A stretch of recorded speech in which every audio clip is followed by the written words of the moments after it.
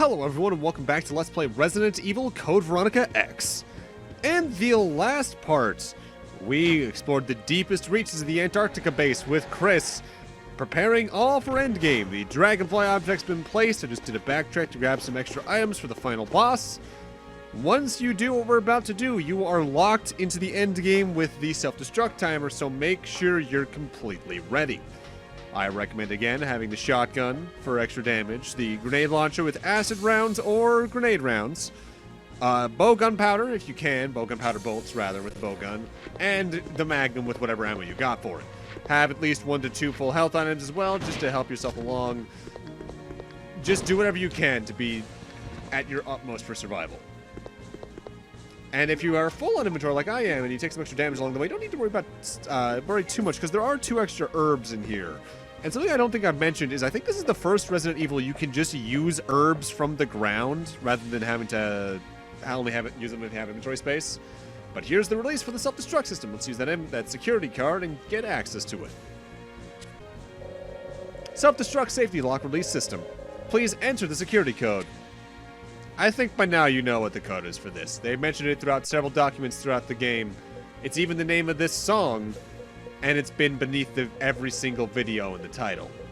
The code is Veronica. Kind of a good way to do a title drop, honestly. I like it. Verification in progress. Please wait. The security code has been confirmed. The self-destruct safety lock release system has been released.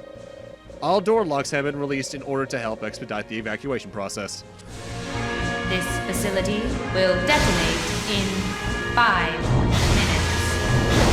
All doors are now unlocked. I know this is far from the largest base in a Resident Evil game, even then thinking about it, most of the labs in the series are kind of small to begin with. But is 5 minutes really enough time to get enough distance? I know there's an elevator that leads you to the hangar directly more or less from this portion of the base. In fact, that's the other elevator we saw in that cut, or when we first arrived as Chris, that I didn't investigate because you just couldn't go down it. Still, that's a little weird. You made it! Of course. Come on, let's get out of here.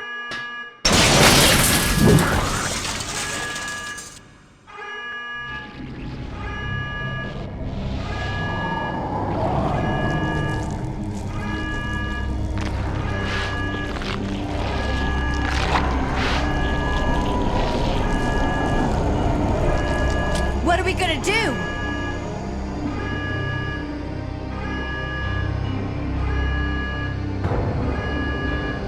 Okay, turn the key clockwise simultaneously on 3. Got it.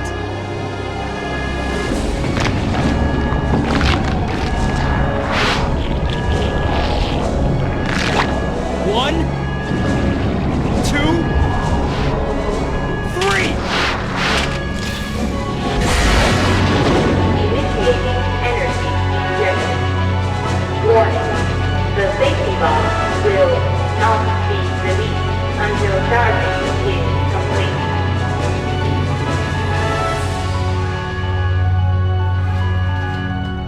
I'll keep her busy. Just go for the emergency elevator. Chris, but I can take care of this. Just go. you have to make it. Don't die on me.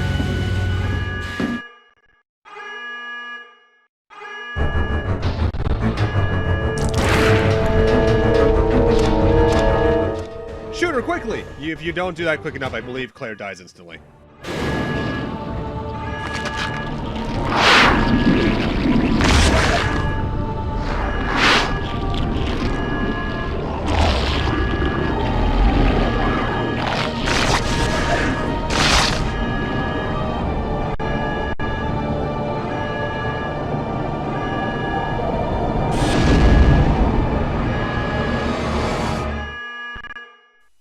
Okay, phase 2 of the final boss, or I guess technically phase 1, is a complete nightmare. She's huge and she doesn't move, but she has several tentacles that can just whip you out of wherever you need to go. She spawns little mini versions of herself, I think it's meant to be, that will follow onto you and just whack you with their tentacles. She can poison you, as can the little things, I believe. And she has a lot of health. Unload everything you have into her, though, because this is the last chance you really have to use normal ammo. It's very easy to take some damage here. It's very easy to die here. This is easily the hardest final boss in the classic Resident Evils to me.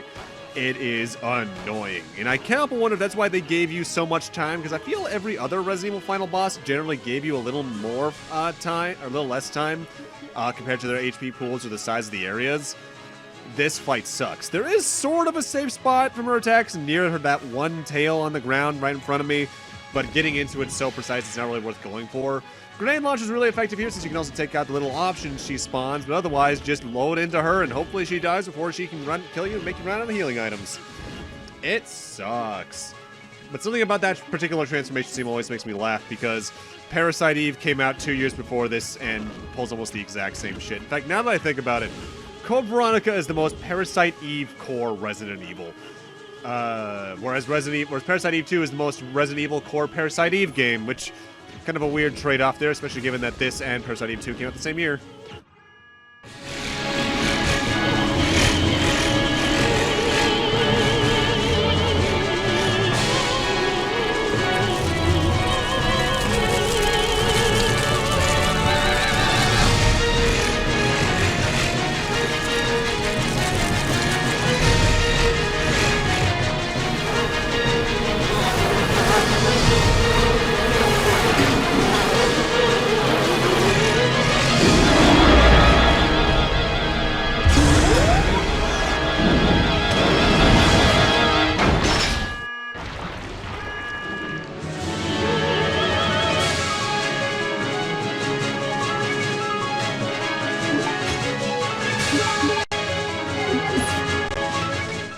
Either way, now we can grab this, the linear launcher, the rocket launcher for the game. It controls the exact same as the sniper rifle. You can zoom in with the L button, and your entire goal is to hit Alexia once. Once you do, she's dead, game over. Just cutscenes from there. But that said, she moves fast and throws a lot of acid at you, so hitting her can be a little bit hard. It might just take a random shot to honestly hit her. At this point, though, that's all she can really do. It's a relatively easy fight. As long as you have enough time, you should have enough time to eventually hit her. Just bring some healing items. Also, I love the final boss theme. It's really good. Again, the ending of Code Veronica is where they go the hardest on the soundtrack in this particular entry, and it really shows. Honestly, she often just moves into your shots to die, too, which is the funniest thing. Like that.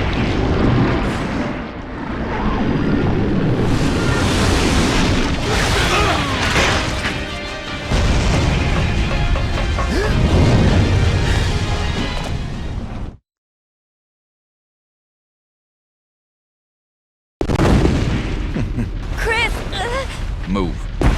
Claire! No!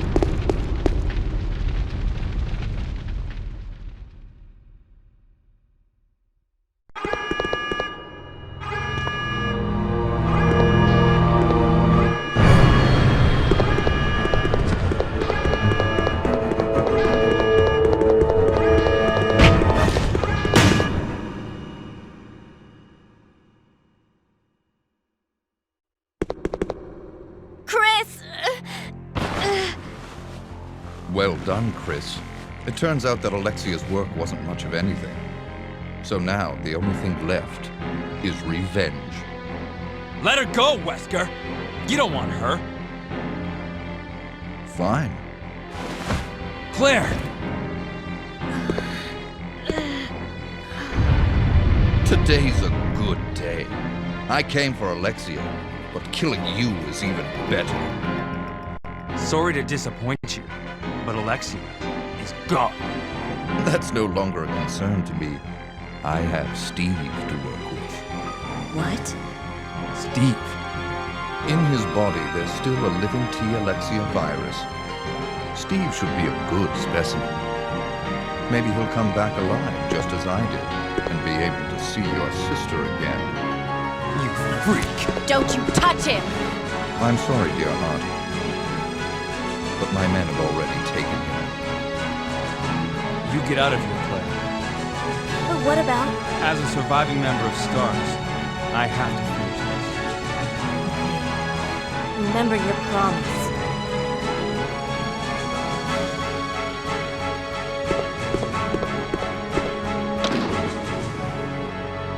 I'll end this once and for all. Say hello to my comrades who you've killed. I don't know where you get your confidence, Chris.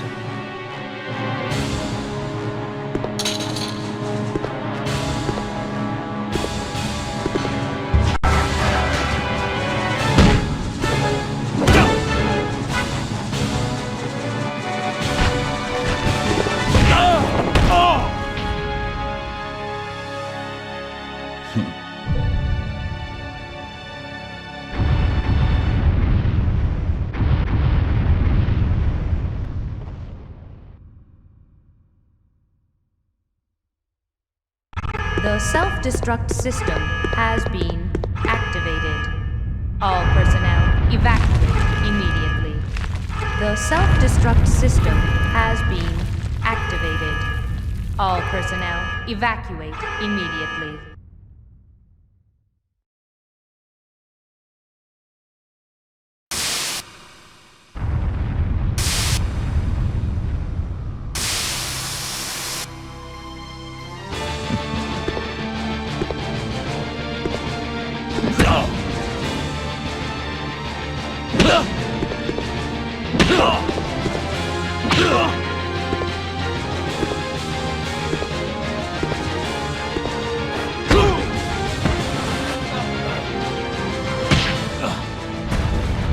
Sure, I'm not human anymore. But just look at the power I've gained.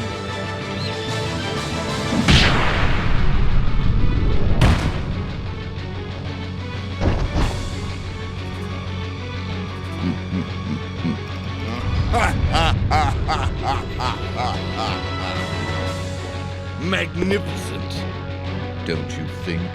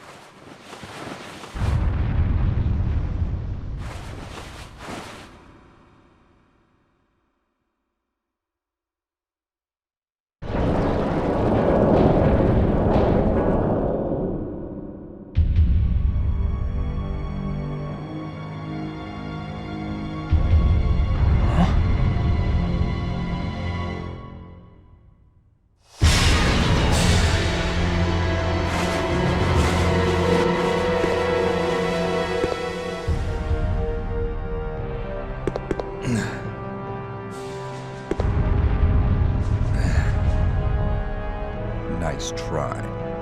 Wesker.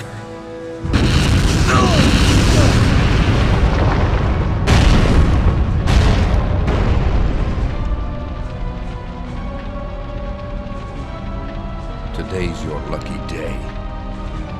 Next time we meet, don't count on another.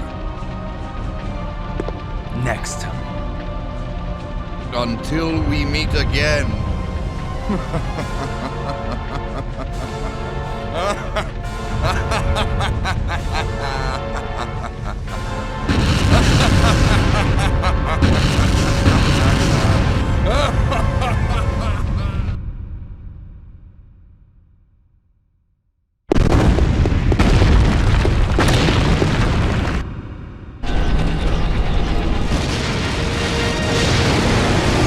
Chris, where are you?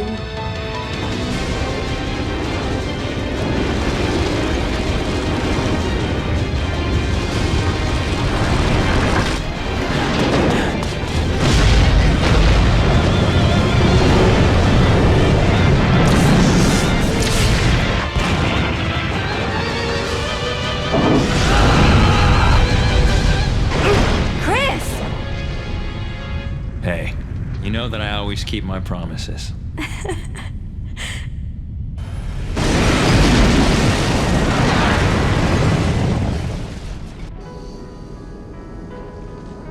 Chris, promise me. Please promise that you won't leave me alone again. I'm sorry, Claire, but it's not over yet. There's still something we've got to do. You mean... Yeah, it's payback time. We've got to destroy Umbrella. Now, let's finish this once and for all!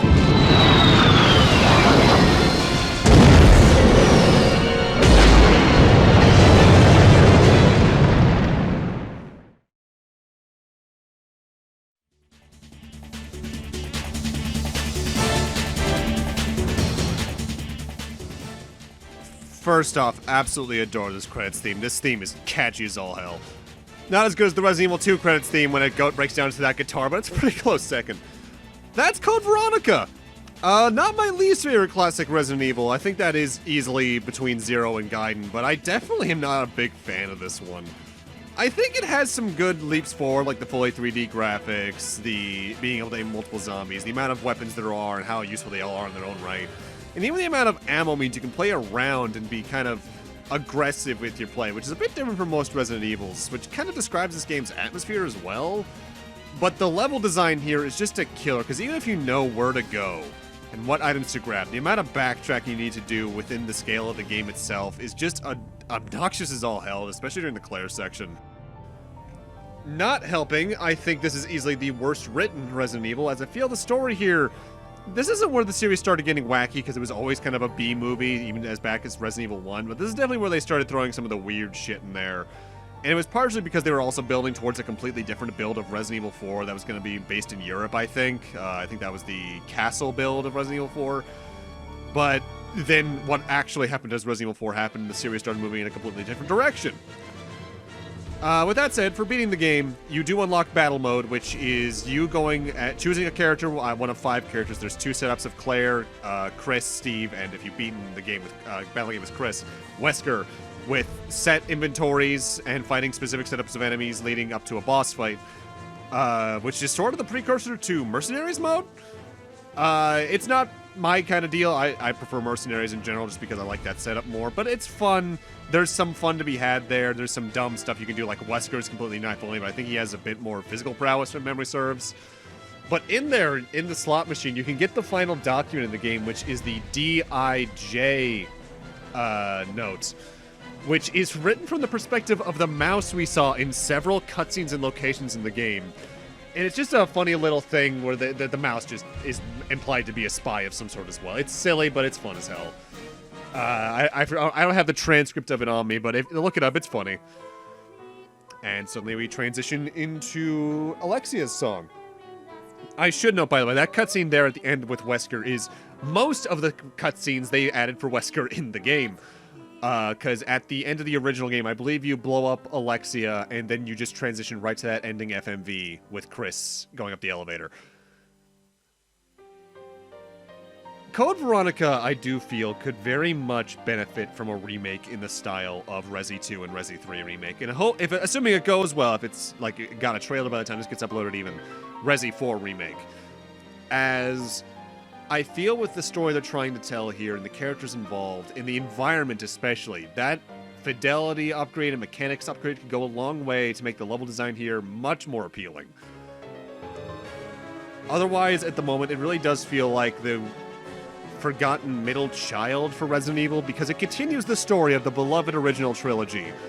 But until they would later retcon stuff with like the Chronicles games to tell you what Wesker's been doing between this and Resident Evil 5, they completely forget about the plot points from this game to talk about whatever they're doing in Resident Evil 4 in particular, because of the different focus they were doing. And in a way that's a shame, but oh well. When we eventually come back to Resident Evil, we're probably going to be playing either Remake or Zero, because I want to finish off the classic games, I think, before I move on to Resident Evil 4, because that way I can play a game I don't like, a game I like enough, and then a game I absolutely love, in that order, roughly-ish. And I'm excited to do that, because I love Resident Evil 4. Storyline for the series gets a little weird from there moving forward, but it's still such a fun game to play. I do wonder if they decided to move forward with the plotline they were clearly starting to build up here with Wesker, in the way they were planning to build it up, within like the castle build of Resi 4. What we would have gotten, but oh well. Not helping this game to me, though, I really do think it is too long for a classic-styled Resident Evil. At least for a single campaign. I think, like I mentioned earlier, they could have maybe figured out a way to make it so Chris was all of Disc 2, and you can only access Disc 2 after finishing Disc 1, but after that you can load a clear save at either to play through either. I think a 3-hour section of game makes a lot more sense than a single 6-hour game in this gameplay style. Because by the end of the main Resident Evil trilogy, because of the length of those games, I'm usually not drained, but I had fun, and I'm ready to move on to whatever's next. Whenever I finish Code Veronica, I am extraordinarily tired. I am drained. I don't want to touch another one of these games for a while whenever it happens, just because this game goes on too long. Sometimes being short in a game like this is a good thing. With that, though, once you beat the game, you are ranked on your playthrough. The things they look into for the ranking are your endgame time, your saves, your deaths, and your first aid spray usage. I think the highest rank is an A, although I forget if S is a thing in this game. I usually average at around a B or C, just because I think cutscenes count for the time, and whenever I play a Resident Evil game, I still watch the cutscenes even if I've played it before, so, because you can skip every cutscene in the game, I think even on the first playthrough. But with that, I'm going to need to end this off here. Thank you guys for watching, have a great night, take care, and I'll see you guys next Let's Play, whatever that may be. I'm feeling an RPG, I think. See you guys then.